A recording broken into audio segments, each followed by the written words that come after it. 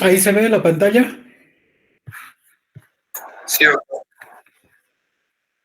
Ya, esperemos unos minutitos que entre más gente, si es que entra y empezamos.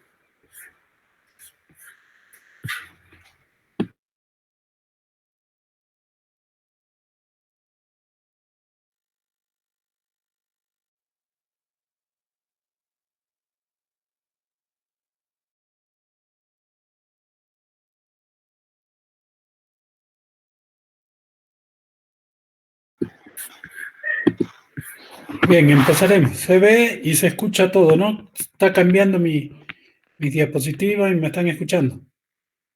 sí. Ya. Bueno, el tema que vamos a ver ahora conmigo es la de hemostasia. Antes de empezar con el tema, vamos a hacer un recuerdo del sistema cardiocirculatorio, que ustedes ya han visto en anatomía, en fisiología y demás. Entonces, dentro de nosotros, de nuestro tejido, existe el sistema cardiocirculatorio que conforma, junto con los demás sistemas, va a llegar a formar el cuerpo humano.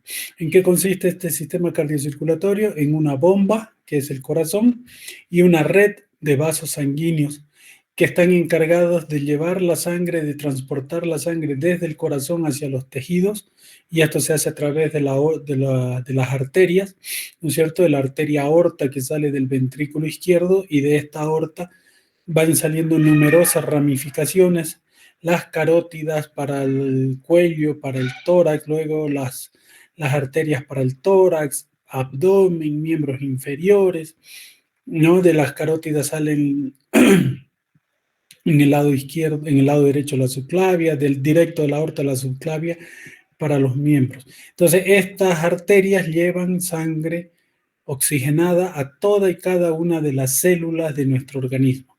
Una vez que en cada una de estas células del organismo, esta sangre con oxígeno, con nutrientes, proteínas, carbohidratos y demás le entregan a las células, de cada una de las células del organismo pasan al sistema capilar venoso y estas se van uniendo cada vez en venas más grandes para terminar de la parte inferior del cuerpo en la vena cava inferior y en la parte superior en la vena cava superior, que desembocan en la aurícula derecha. De la aurícula derecha pasa al ventrículo derecho, del ventrículo derecho pasa por las arterias pulmonares a los pulmones, donde se oxigenan, donde eliminan el CO2 y vuelven al corazón por las venas pulmonares, para luego salir por las arterias y de esto se conforma el circuito. Este circuito cardiocirculatorio que les acabo de describir está íntegro, está completamente sellado de tal manera que no permite que la sangre salga fuera de este sistema cardiovascular. Está todo contenido dentro del sistema cardiovascular, en condiciones normales, en condiciones fisiológicas. Cuando cualquiera de estas estructuras, sean arterias de gran volumen, arterias más pequeñas, arteriolas, arterias capilares, capilares sanguíneos, venas, las capilares, venas más grandes, presentan una solución de continuidad en cualquiera de ese trayecto, es que va a haber una fuga de sangre fuera del sistema cardiovascular y esto lo conocemos como hemorragia, ¿no? Y vamos a ver qué tipos de hemorragias tenemos. Entonces, las hemorragias, cuando hay una salida de sangre fuera del sistema cardiovascular, pueden ser según su origen. Esta hemorragia se puede localizar en un capilar, sea en esos capilares pequeñitos donde se realiza el intercambio entre las células y el sistema vascular.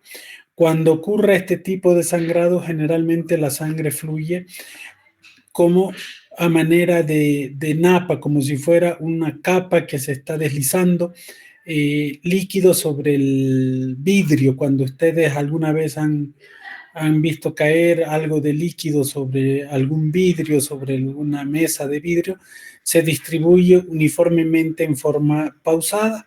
Ese tipo de sangre es el que se llama en napa, y esto quiere decir que el sangrado está ocurriendo a nivel de los capilares.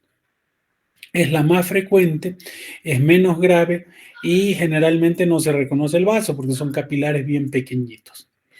Pero no solo puede ocurrir en los capilares, sino también puede ocurrir a nivel de las venas, ¿no? Cuando ocurre un sangrado a nivel venoso, son venas más grandes que hay una solución de continuidad y la sangre sale en forma continua y con mayor fuerza que en los capilares, ¿no? Hay un gran, pues, dependiendo del tamaño de la vena, mientras de mayor grosor, de mayor diámetro sea la vena, el sangrado va a ser mayor.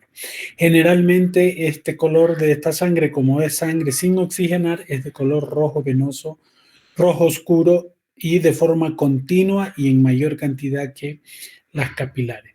Si sangra una arteria, el sangrado va a ser de mayor intensidad porque está saliendo sangre directamente, prácticamente al corazón a gran presión. Por lo tanto, la salida es más grave, es de color rojo rutilante porque está cargada de oxígeno. Y la característica cuando sangra un vaso sanguíneo arterial es que es sincrónica con el pulso. A medida que hay un pulso, una pulsación, sale sangre por la arteria, ¿no? Entonces es sincrónica con el pulso. O podemos tener hemorragias que sean venosas, arteriales y capilares cuando las lesiones son más grandes por traumatismos mayores. Las hemorragias también es según el vaso que estaba lesionado, según el origen. Ahora, según su localización, en qué parte del cuerpo ocurren, pueden ser hemorragias internas, son aquellas hemorragias o salidas de sangre que ocurren dentro del organismo y que no las vemos, no salen hacia el exterior y el médico o el que está atendiendo no las ve. Mientras que las hemorragias externas son aquellas en las que se produce una salida de sangre hacia afuera del cuerpo humano y el examinador externo, ya sea un médico, un rescatista, cualquiera, las puede ver la salida de piel. Esas son las hemorragias externas. Las hemorragias internas generalmente ocurren dentro de una cavidad, por ejemplo, en la cavidad torácica, dentro del estómago, dentro del intestino, dentro del abdomen, de la cavidad abdominal, de la cavidad torácica, intracraneana, en cualquier lugar. Pero estas hemorragias que ocurren dentro de cavidades pueden salir al exterior, se pueden hacer, son internas, pero cuando salen al exterior se llaman exteriorizables. Por ejemplo, las hemorragias que ocurren en el tubo digestivo Estas hemorragias del estómago, hemorragias en el esófago, pueden salir por la boca a través de un vómito que se llama hematemesis, o hemorragias de la parte inferior del tubo digestivo, del colon, pueden salir con heces fecales que se llaman hematoquesia, ¿no? Estas hemorragias son hemorragias internas, pero que se han exteriorizado. Una hemorragia intracraneal, por ejemplo, puede salir por la nariz como rinorragia, o a través del oído como otorragia, ¿no? Por algún lugar del cuerpo humano, esta hemorragia que es interna se está exteriorizando. Son entonces son internas exteriorizables. Y hay otro tipo de internas que no salen por ningún lado y que se acumulan dentro de una cavidad. Por ejemplo, un sangrado dentro de la cavidad torácica. Empieza a sangrar por ruptura de alguna de las arterias pulmonares o por lesión del parénquima pulmonar, y la sangre lo que hace es acumularse en la cavidad torácica, en la cavidad pleural, entre las pleuras parietales y viscerales, y hasta no hay por dónde salga, se quedan ahí. Nos damos cuenta de ello por la sintomatología y por los signos que presenta el paciente, que está sangrando y se está acumulando dentro del tórax. Lo mismo puede ser en el abdomen, dentro de la cavidad peritoneal, entre el peritoneo visceral y el peritoneo parietal.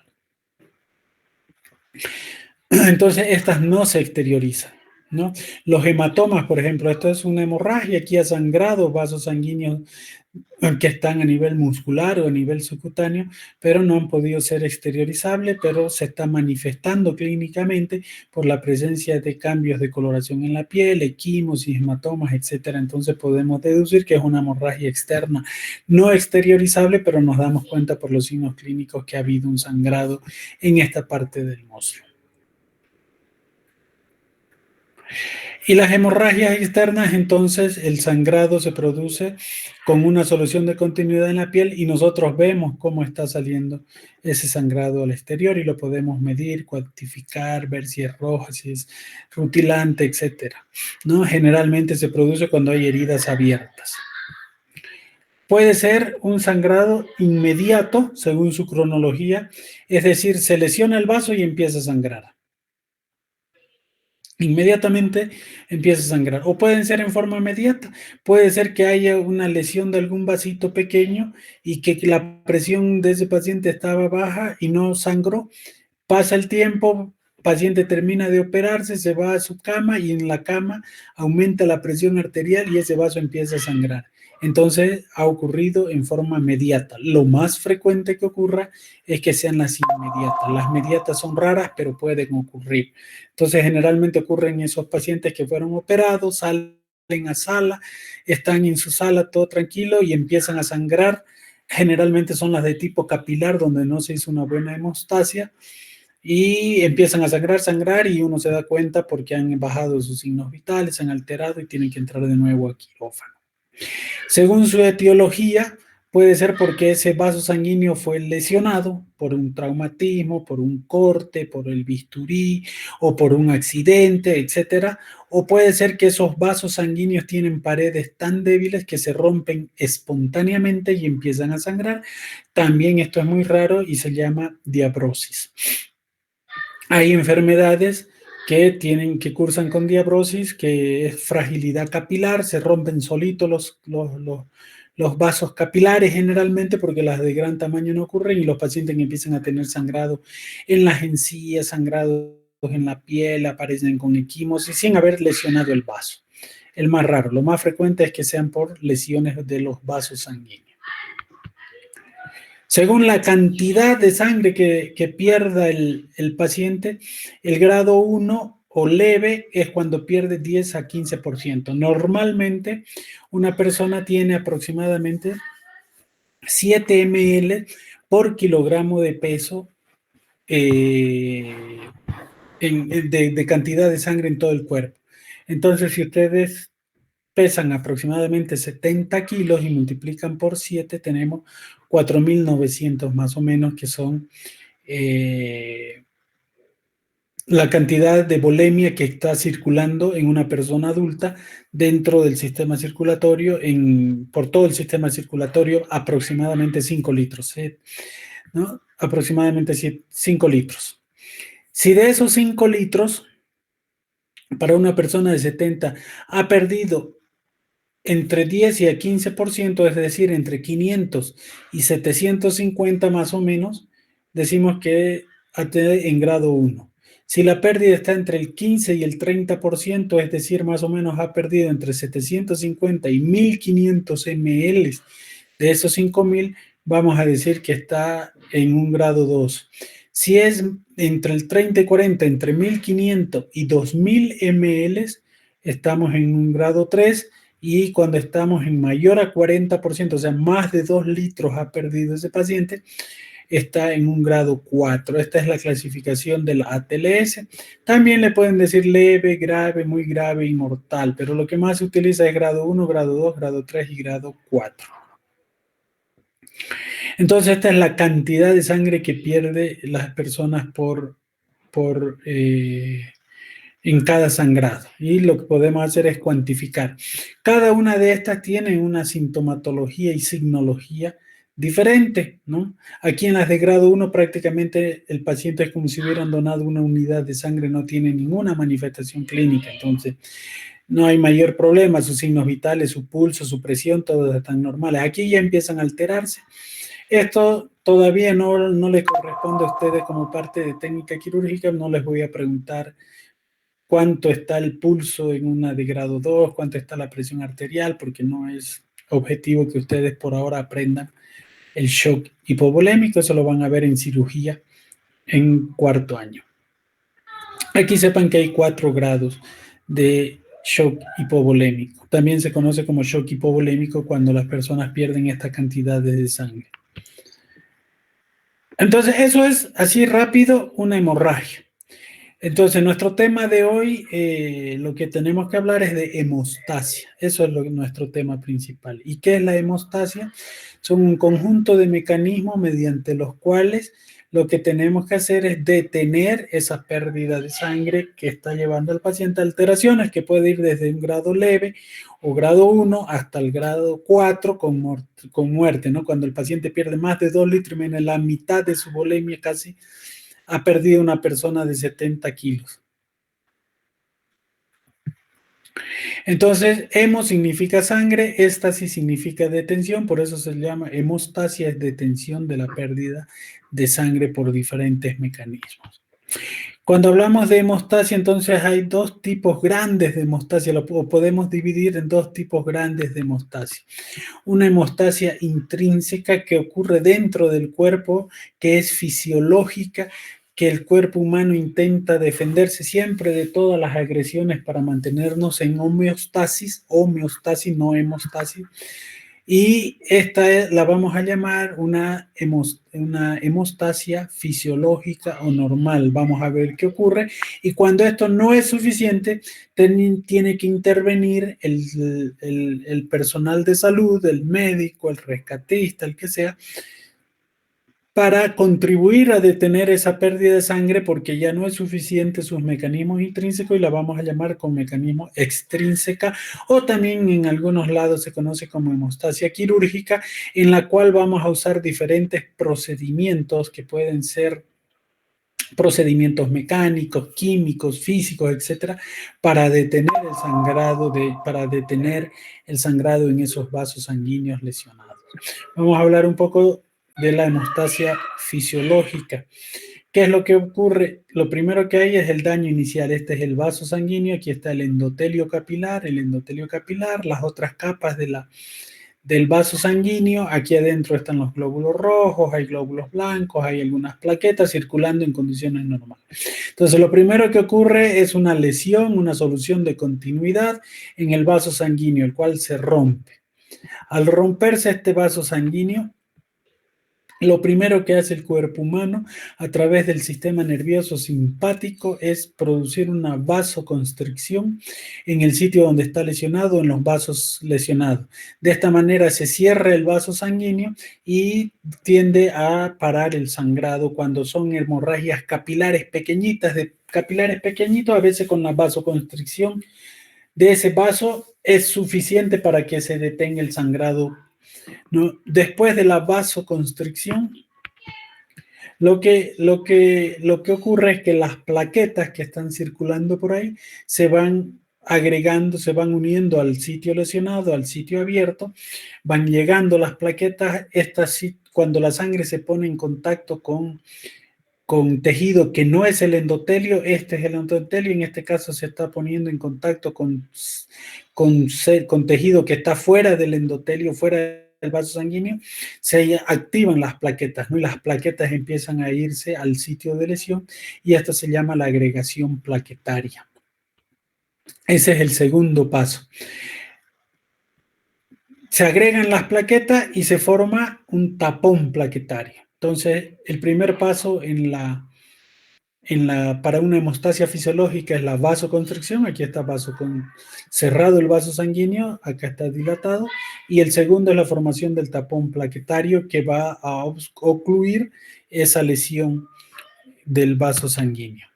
Una vez que se ha formado el tapón, empiezan a llegar a este lugar factores de la coagulación que se producen en el hígado, son 13 factores de la coagulación que forman el fibrinógeno en fibrina, y la fibrina se une a las plaquetas agregadas aquí, y la fibrina más el tapón plaquetario forman un coágulo de sangre.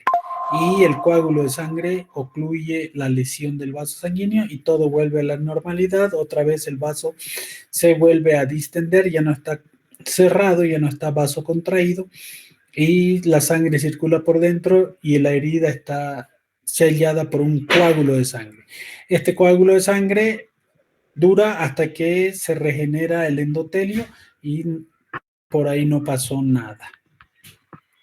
Estos son los factores de la coagulación. Entonces, una vez que se ha formado el tapón de plaqueta, lo mismo, la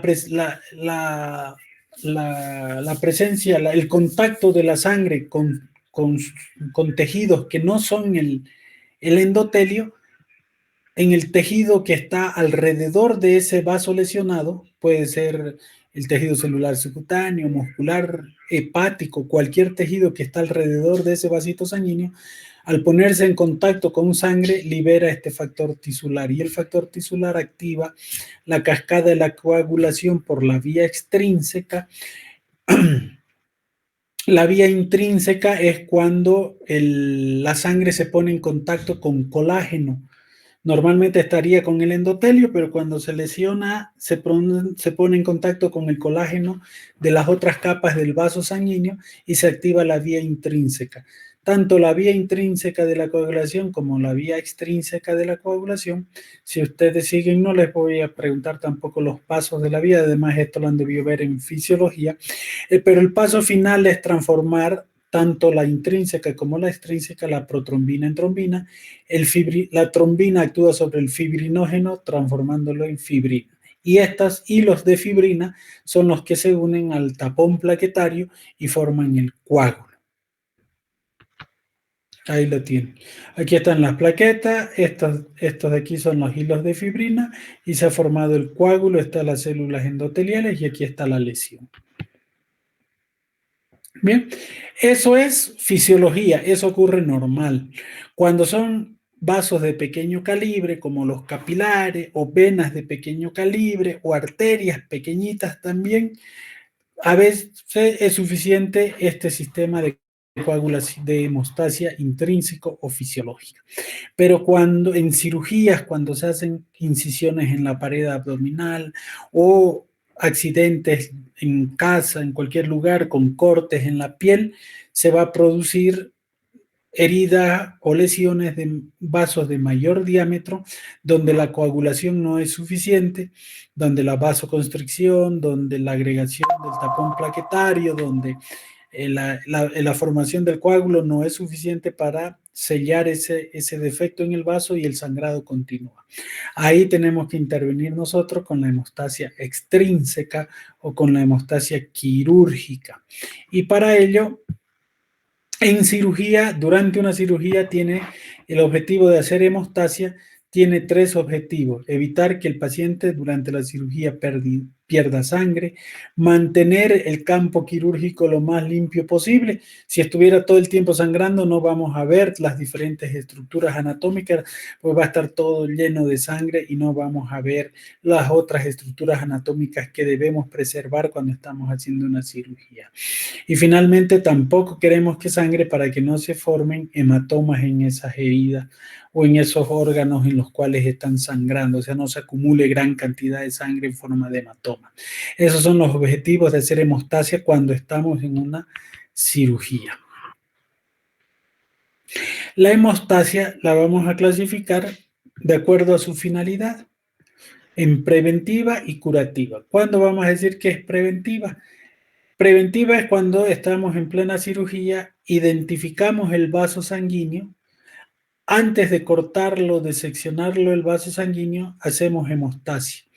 Colocamos una ligadura en el vaso sanguíneo, en este caso aquí hay un clip proximal, aquí hay otro clip distal, y en medio del vaso sanguíneo cortamos el vaso, ¿no? En medio de las dos ligaduras por clip en este caso. Se secciona el vaso sanguíneo y aquí no sangra nada. ¿Por qué? Porque primero hemos ligado ambos vasos. Ahí estamos previniendo que este vaso sanguíneo sangre. Es una hemostasia preventiva. Pero otras veces ya está sangrando, como es en el caso de abajo, está sangrando, vemos el vaso sangrante y nosotros le ponemos un clip, le ponemos una ligadura, hacemos los diferentes métodos que vamos a ver ahorita. Una vez que ya está sangrando y recién hacemos la hemostasia, va a ser hemostasia curativa. La hemostasia puede ser temporal por un cierto tiempo, mientras hacemos otros métodos para lograr lo que queremos, que es la hemostasia definitiva. Entonces van a haber métodos como, por ejemplo, la compresión. Si un vaso está sangrando, yo le pongo mi dedo a ese sangrado y va a dejar de sangrar porque estoy ocluyendo la arteria con el dedo, pero esta va a ser una hemostasia temporal. Saco mi dedo y vuelve a sangrar. Pero hasta mientras pongo el dedo me da tiempo de hacer hemostasias definitivas, ya sea ligando, ya sea quemando. Vamos a ir viendo todos los diferentes métodos de hemostasia. Entonces, según el método de hemostasia que utilicemos, puede ser mecánico. Por ejemplo, está sangrando, agarramos un apósito, una compresa y comprimimos el área que está sangrando. Al comprimirla vamos a apretar todos los vasitos que están sangrando y estamos haciendo una hemostasia mecánica. O podemos usar métodos térmicos como el calor, como el frío, o podemos usar métodos químicos como por ejemplo ser la adrenalina, algunas sustancias de uso tópico como el gel foam, la gelatina, que las vamos a ir viendo ahora cuáles son todos estos 3 mecanismos de hemostasia. Cualquiera de ellos podemos usar. Aquí está haciendo una compresión mecánica, ¿no? Aquí está haciendo igual con un punto, con un hilo, está suturando, es una compresión mecánica. Aquí está utilizando un electrobisturí para evitar el sangrado, entonces está haciendo una hemostasia térmica, por ejemplo. Y también ahí podemos emplear el frío como hasta 190, menos 190 grados como el nitrógeno, por ejemplo, y eso vamos a ver cuáles son los mecanismos por el cual les hace hemostasia el frío y los químicos ya les dije. Dentro de los métodos mecánicos tenemos la compresión digital directa. Hay un sitio de sangrado, como en este caso, agarrado, se porta con guante, un apósito y comprimir la zona sangrante. Es el más rápido que podemos hacer. Sangre y ponemos nuestro dedo, sangre y ponemos nuestro dedo. Entonces es el más rápido, es muy efectivo porque mientras nosotros mantengamos la mano en el sitio del vaso sangrante o de la herida, no va a sangrar, pero es temporal. No podemos quedarnos mucho tiempo ahí, 1 hora, 2 horas o días con nuestra mano comprimiendo, ¿no? Eso es para evitar un sangrado rápido. En cirugía, igual, podemos estar operando en cavidad abdominal, se lesiona un vaso grande y rápidamente lo comprimimos, pero por un poco tiempo que nos dé tiempo a tomar una medida de una hemostasia definitiva. A veces hay hemorragias que ocurren en todo el miembro inferior, por ejemplo, y que no podemos estar comprimiendo porque son varias heridas. Sangra mucho la pierna porque ha sido un accidente de tránsito, hay sangrado aquí, sangrado en la pierna, en el pie, todos lugares, y no nos da nuestras manos para hacer una compresión digital directa de tantas heridas. Entonces, en ese caso se hace compresión sobre un punto arterial que está proximal a las heridas. En este caso están presionando la arteria femoral, en este caso la arteria braquial para heridas en el brazo de por acá, ¿no? Es una segunda opción, pero generalmente solo con la compresión digital primaria. La anterior es suficiente. Esta también es temporal. Comprimimos la arteria braquial aquí adentro, disminuimos el flujo a todo el brazo. Sin embargo, aquí hay otras arterias, ¿no es cierto? Y la arteria no solo tiene ramas colaterales que de aquí se divide en radial, en cubital, que reciben irrigación de otras partes, de otras arterias accesorias. No se logra bloquear totalmente el flujo, pero disminuye gran cantidad cuando bloqueamos la femoral, o como la braquial, y en este caso la femoral. Aquí hay una femoral superficial, hay una femoral profunda, entonces es difícil solamente comprimiendo una femoral quitar totalmente el riego sanguíneo a las extremidades, pero se disminuyen mucho. En el hígado, por ejemplo, a veces pacientes llegan con trauma hepático, está sangrando ese hígado por todos lados, no podemos hacer una hemostasia comprimiendo con nuestras manos, con compresa, podemos agarrar y clampear el pedículo hepático. Por aquí está entrando la arteria hepática, por aquí está entrando la vena hepática, y nosotros, la vena aporta, perdón, la comprimimos, la ligamos con un... No se liga, generalmente se comprime con un tubito de goma o con los mismos dedos, como está aquí, con los mismos dedos, o aquí con este tubo de goma, cosa que le quitamos totalmente la irrigación al hígado y podemos tener ahí un par de minutos sin irrigación al hígado y a ir haciendo hemostasia de las otras heridas que están en el hígado, o suturando o clampeando, pero de esa manera ya podemos controlar una hemorragia masiva. Entonces esa es la presión igual digital en puntos arteriales que irrigan ya sea un órgano, en este caso es el hígado, o la anterior eran los miembros. Esta maniobra se llama la maniobra de Pringle, ¿no? Que consiste en comprimir el pedículo vásculo nervioso del hígado.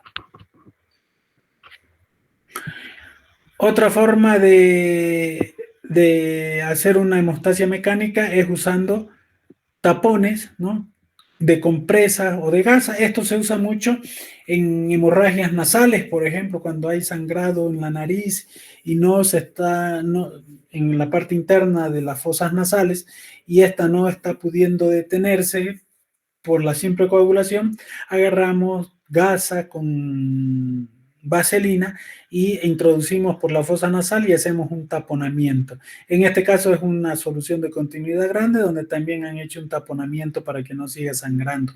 Este se puede quedar por un tiempo mayor ahí en las gasas hasta que deja de sangrar definitivamente, ¿no? Y después retiran esta gasa, ya se hizo la hemostasia correspondiente, se hizo la reparación de los vasitos sangrando de manera fisiológica y se retira este tapón. Eso normalmente se hace les decía, en las epistaxis, que es el sangrado por la orina. Otro método de hemostasia mecánico es el sistema de Smarch. En este sistema de Smarch generalmente se usa o en miembro inferior o en miembro superior. Para este miembro se usa la venda de goma, que es esta, y un manguito, que es este de aquí. Este es el miembro inferior. Lo primero que se hace es colocar la venda de goma desde distal hacia proximal, comprimiendo de manera que toda la sangre de aquí se vaya desplazando hacia arriba. Y una vez que hemos llegado hasta el muslo, ligamos con el manguito, ¿no?, para que no, al retirar la venda, como está aquí, esto comprima las arterias tanto femorales, superficiales y profundas, y no pase nada de sangre arterial acá. De esa manera vamos a tener un miembro inferior sin nada de sangre en el sistema vascular de este miembro inferior y no va a sangrar. Si son heridas grandes, se puede utilizar, que no se pueden hacer compresiones directas, o también se utiliza mucho en cirugía de traumatología, cuando se necesita hacer cirugía y no queremos que esté sangrando. Se hace el sistema de SMART y aquí se opera sin que haya una gota de sangrado. Terminan de operar, suturan todo lo que tengan de suturar, liberan el manguito y otra vez vuelve el flujo y ya se acabó hasta eso la cirugía. Entonces la técnica para el sistema SMART, primero hay que elevar la pierna para que por gravedad baje la sangre hacia las venas cavas inferiores. Luego hay que iniciar el vendaje desde distal a proximal y finalmente colocamos el manguito, retiramos el vendaje y esto queda sin nada de sangre, ¿no? No hay que colocar el manguito en zonas donde hay hueso que pueda comprimir un nervio, por ejemplo. Hay que tener cuidado de no comprimir los nervios en el caso del miembro superior, los cubitales, los medianos, los radiales, porque pueden producir lesiones. ¿Cuánto tiempo puede estar con un vendaje de SMART? El superior 1 hora, las inferiores 2 horas. Generalmente los traumatólogos usan para cirugías de hueso. No se puede hacer esto cuando hay infección en el miembro, no se puede hacer cuando hay cánceres en el miembro superior o inferior, cuando tiene problemas vasculares, por ejemplo, en el miembro inferior, varices muy grandes, pacientes con diabetes, con tromboflebitis, no se puede hacer el sistema de SMART. Otro método mecánico que se utiliza cada vez menos, muy poco, es el torniquete, ¿no? Pero generalmente ya se usa el torniquete cuando el paciente ha tenido un trauma en el cual ya ha habido pérdida, amputación traumática de esa extremidad y tenemos que evitar mayor sangrado. Entonces podemos hacer un torniquete. Como ya ha perdido el miembro inferior, no nos importa mucho que se pierda. No va a haber mayor lesión, ya tiene amputación traumática. ¿Por qué no el torniquete? Porque este torniquete, al quitarle totalmente la irrigación, produce lesiones nerviosas, da lugar a que estas células produzcan ácido láctico, producen acidosis y producen necrosis y muerte de las células del miembro afectado. O sea, por una herida pequeñita, basta con hacerle una compresión digital, no vamos a hacer un torniquete poniendo en riesgo todas las otras partes del músculo, huesos, nervios del miembro inferior, ¿no? Pero si ya está con pérdida, ya no hay más que hacer, se puede hacer el torniquete hasta que llegue a un hospital.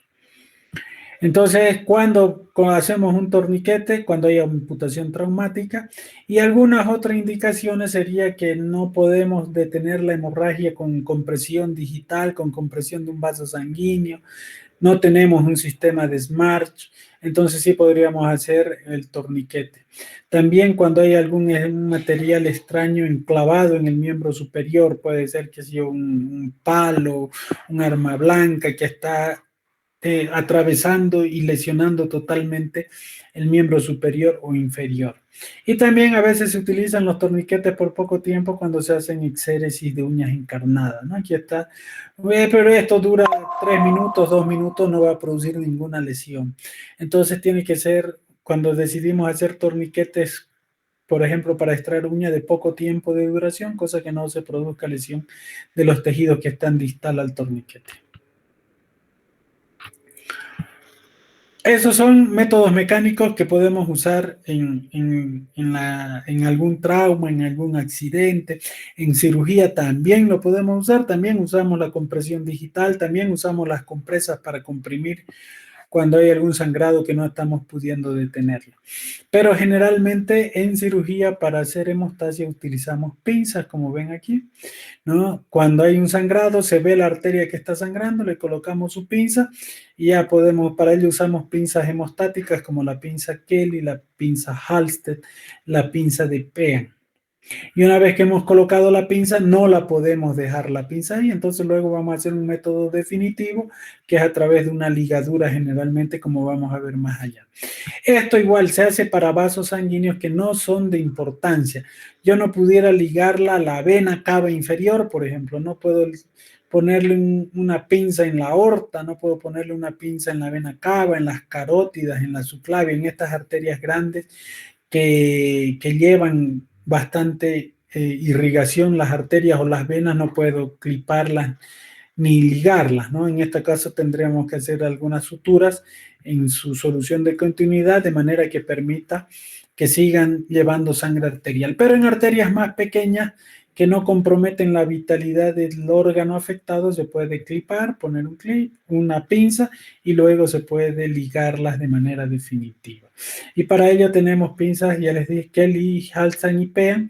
Y cuando son vasos más grandes que tenemos que conservar su integridad, se pueden colocar estas pinzas que son pinzas vasculares, Satinsky, Bulldog o Backey, para hacer una hemostasia temporal. Y lo que se hace es hacer una sutura de esa solución de continuidad de manera que la luz no esté afectada. Aquí en las pequeñitas las ligamos completamente con una ligadura. En cambio acá suturamos la herida. El interior de la luz aquí queda preservado, mientras que acá queda totalmente ocluida.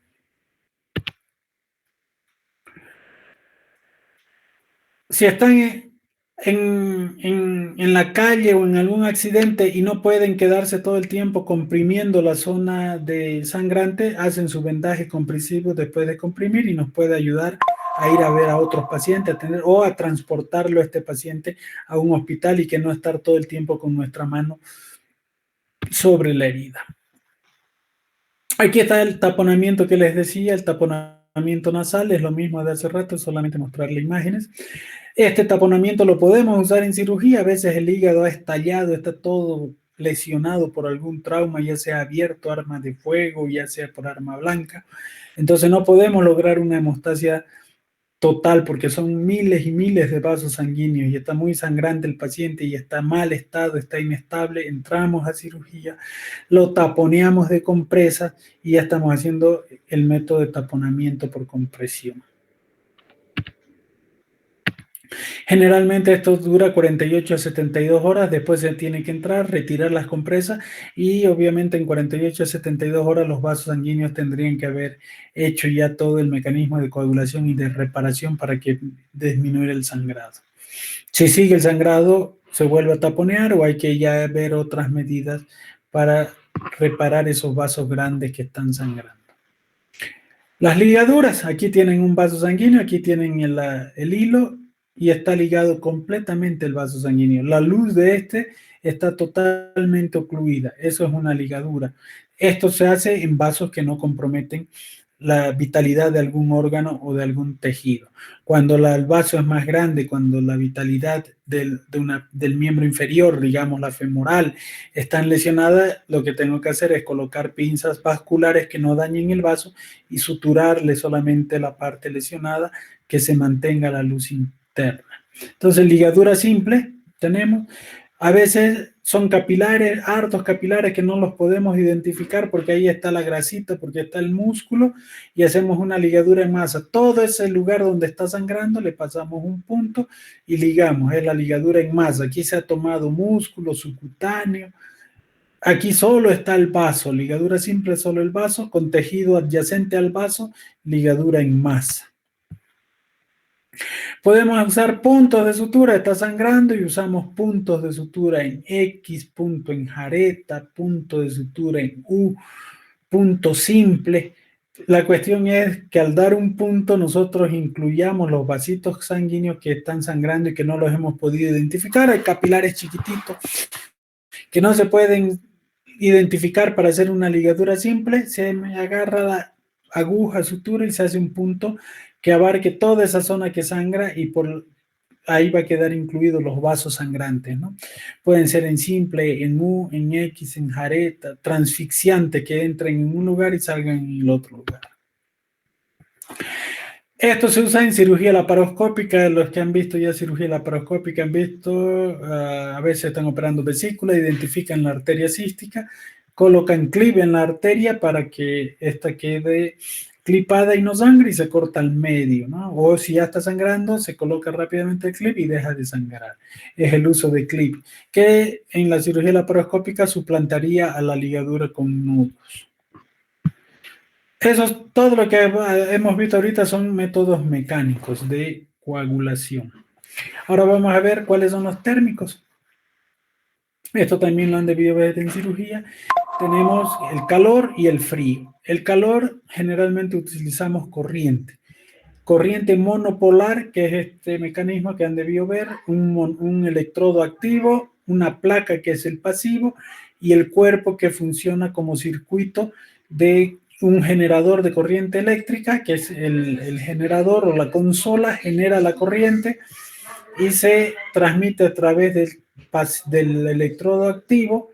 El cuerpo sirve de integrador, viene al pasivo y vuelve, y se ha formado este circuito. Y este electrodo activo, cuando se activa con un botoncito en el lápiz, lo que hace es generar temperatura elevada que va a quemar, va a necrosar los tejidos, los va a desecar y va a producir coagulación. También son vasos capilares, vénulas pequeñas que no son de mucho diámetro. Si son de mayor diámetro y no es suficiente la coagulación, hay que ligarlos. El bipolar, la energía bipolar, a diferencia de la monopolar, tanto el electrodo activo como pasivo están en la misma pinza. Como se ve aquí, este es el electrodo activo y esta es la otra, el electrodo pasivo. Ya no ocupan el cuerpo como intermediario, por lo tanto, esta generación de calor es más localizada, mientras que la monopolar usa el cuerpo, es más dispersa, digamos. Entonces, entre bipolar tenemos el bipolar avanzado, tenemos instrumentos como el LigaSure, tenemos ligamentos como instrumentos como el ENSIL. Estos vasos, estos bipolares avanzados tienen la ventaja de que vasos de hasta 7 milímetros de diámetro, o sea, vasos de mayor diámetro, pueden coagularlos, pueden hacer hemostasia en vasos de mayor diámetro. Por ejemplo, las arterias uterinas que van al útero miden 4 milímetros, 5 milímetros de diámetro. Estas pueden ser perfectamente ligadas, digamos. La arteria cística puede ser perfectamente ligada. Los vasos que van al colon, las ramas que van al colon y demás pueden ser perfectamente ligados, los del epiplón, etc. Si fueran sin bipolar, tendríamos que ligar todos esos vasos, porque estos solamente son vasos de 1 milímetro, mientras que estos pueden llegar hasta 7 milímetros de diámetro, ¿no? ¿Qué hacen el bipolar? Desnaturaliza el colágeno y la elastina. El ultrasónico es otro tipo de bisturí que lo que hace no usa corriente eléctrica, sino usa el sonido, y el sonido haga 55 ciclos por segundo, ¿no? 55.000, perdón, ciclos por segundo, hace que en la pinza del electrobisturí haya unos agentes piezoeléctricos que vibran a gran velocidad, a 55.000 ciclos por segundo. Esa vibración tan intensa por el sonido, hecha por el sonido, hace que se convierta caliente, ¿no? Por fricción. Y eso desnaturaliza proteína en los vasos sanguíneos y provoca coagulación. También el bisturí ultrasónico, también llamado armónico, puede ligar vasos de hasta 6 milímetros, 7 milímetros. La ventaja del ultrasónico es que no usa corriente eléctrica, y al no usar corriente eléctrica se puede usar en pacientes que usan marcapaso. Los bipolares, los monopolares, en pacientes con marcapaso es mejor no usarlo porque la corriente eléctrica puede interferir con el funcionamiento del marcapaso. El bisturí armónico también tiene una ventaja, que dispersa mucho menos el calor, el caliente hacia afuera de los tejidos. Entonces podríamos quemar un vaso sanguíneo a menos de 2 milímetros de alguna estructura que no queremos que se queme. Mientras que el monopolar, la dispersión es mayor, pueden quemar hasta 5 o 3 centímetros de el vaso, o sea que cuando yo no quiero que se queme alguna estructura, tengo que alejarme lo suficiente como para que yo no produzca lesión en estos tejidos. Los métodos térmicos del frío, podemos usar sonda salina fría, un suero fisiológico frío. Se usa cuando hay sangrados por gastritis, por úlceras, se introduce a través de una sonda nasogástrica y esto lo que nos ayuda es a hacer vasoconstricción. El frío produce vasoconstricción. Se usa hoy en día muy poco. Más usamos la crioterapia en relación al frío, que va desde menos 20 a menos 196 grados centígrados. Este frío intenso lo que produce es deshidratación de los tejidos con desnaturalización de moléculas y eso lleva a una necrosis del lugar donde estamos quemando o aplicando el frío y eso obviamente hace que deje de sangrar los tejidos que están sangrando. Para eso generalmente el material más utilizado es el nitrógeno líquido. Esos son los métodos físicos. Y ahora los químicos, tenemos las sustancias químicas que vamos a usar para hacer hemostasia y entre ellos tenemos la adrenalina. Ya han debido llevar en fármaco, la adrenalina es un alfa-adrenérgico que lo que hace es producir vasoconstricción y al producir vasoconstricción se cierran los vasitos y dejan de sangrar, usadas en hemorragias pequeñas, ¿no? De capilares, de vénulas pequeñas, como en las úlceras gástricas, por ejemplo, que están sangrando, ingresan por endoscopía, ven el sangrado, infiltran adrenalina y esperan a que haya vasoconstricción. Se puede usar el ácido tranexánico, que es un medicamento que se introduce por vía venosa o directo en el lugar de sangrado y lo que este hace es inhibir el activador del plasminógeno. Este activador del plasminógeno es el que elimina la plasmina. Si no hay quien elimina la plasmina, el coágulo se forma más rápido y dura más tiempo, ¿no? Impide la destrucción de las plasminas, de la fibrina, que se llama fibrinólisis, entonces por lo tanto se forman más coágulos. Normalmente la coagulación era, para que me entiendan, se formaban las plaquetas, se formaba la fibrina, se formaba el coágulo, y tiene que haber algo que frene la coagulación, pues si no, cada vez más coágulo, más coágulo, más coágulo. Ahí viene la fibrinólisis. ¿Qué hace la fibrinólisis? Transforma el plasminógeno en plasmina y la plasmina le destruye a la fibrina. Entonces, de esa manera se detiene la coagulación, si no, se nos coagularía toda nuestra sangre. ¿Qué hace el ácido tranexánico? Impide que esas fibrinas sean destruidas por el plasminógeno, que antes de ser plasminógeno se tiene que transformar a plasmina. La vitamina K también podemos usar como método químico. ¿Qué es la vitamina K? Es una vitamina que ayuda a la formación de los factores vitamino K dependientes. ¿Cuáles son los factores vitamino K dependientes? El factor 2, el factor 7, el factor 9 y el factor 10 de la coagulación. Entonces, si nosotros introducimos por vía intramuscular o endovenosa, también hay por vía oral, pero si nosotros queremos que rápidamente haga efecto, hasta las 3 horas empiece a hacer su efecto más o menos, podemos ponerle vitamina K por vía intramuscular o por vía endovenosa. Este va a activar a los factores vitamina K dependiente de la coagulación y esto va a aumentar la coagulación sanguínea. Sin embargo, por vía endovenosa tenemos 3 horas y no podemos permitir que 3 horas esté sangrando el paciente, a no ser que sea un sangradito mínimo en capilar, ¿no? Si es un sangrado grande, tenemos que operar rápidamente, ir a hacer una ligadura, un clipaje de esa arteria o repararla si es una arteria más grande.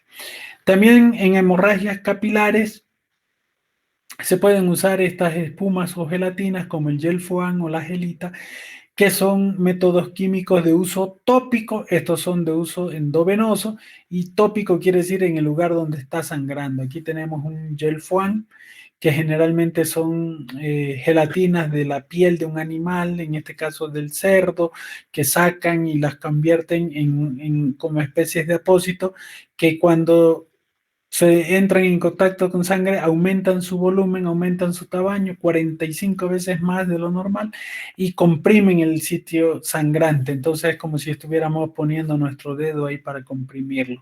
Puede ser el gel foam o puede ser las gelitas. que van a aumentar su volumen y favorecen también la agregación de plaquetas en este lugar de sangrado, y de esa manera se hacen hemostasia. Estos Gelfoan, estas gélitas se usan para hemorragias capilares, no para hemorragias de vasos más grandes. El Surgicel es otro tipo de hemostático químico que viene como una especie de una telita de celulosa oxidasa que cuando entra en contacto con el sangrado se forma un coágulo artificial que aumenta también su peso y ayuda a evitar el sangrado. Estos tres métodos químicos son para hemostasia de capilares. Por ejemplo, se está operando la vesícula, se saca la vesícula del lecho hepático y queda ese lecho hepático sangrante que uno lo quema, no puede hacerse coagulación, lo quema, no da resultado hacer coagulaciones por monopolar, se pueden poner gelfoanes y demás. Cuando se opera en el cerebro, cuando hay cirugía, ahí en el cerebro no pueden estar quemando porque la dispersión del calor puede dañar las neuronas adyacentes. Entonces ahí si hay una hemorragia capilar en alguna parte del cerebro, lo que se hace es colocar las gelitas, el Surgicel, el Gelfoan, para evitar mayor hemorragia o sangrado. Tampoco pudiéramos estar dando puntos en masa en el cerebro, porque mientras más tejido nervioso lesionemos, mayor probabilidad de que el paciente salga con lesiones, ¿no? Entonces los neurocirujanos utilizan mucho este tipo de hemostáticos.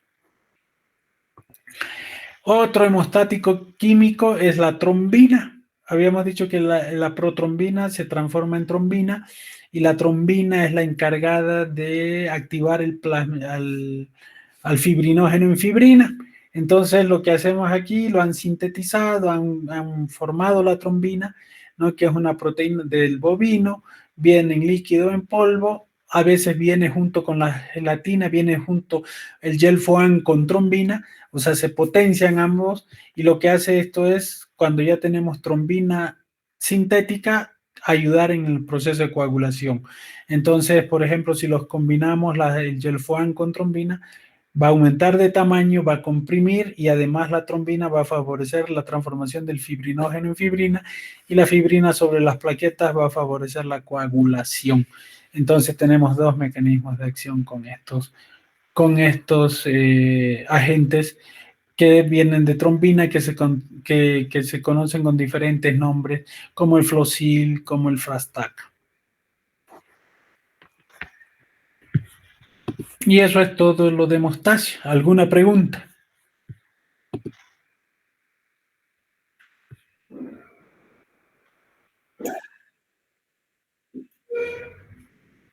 ¿Ve? Ese sería nuestro tema de ahora.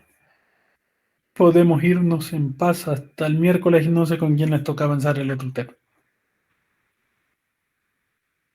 Chau, chau, que les vaya bien.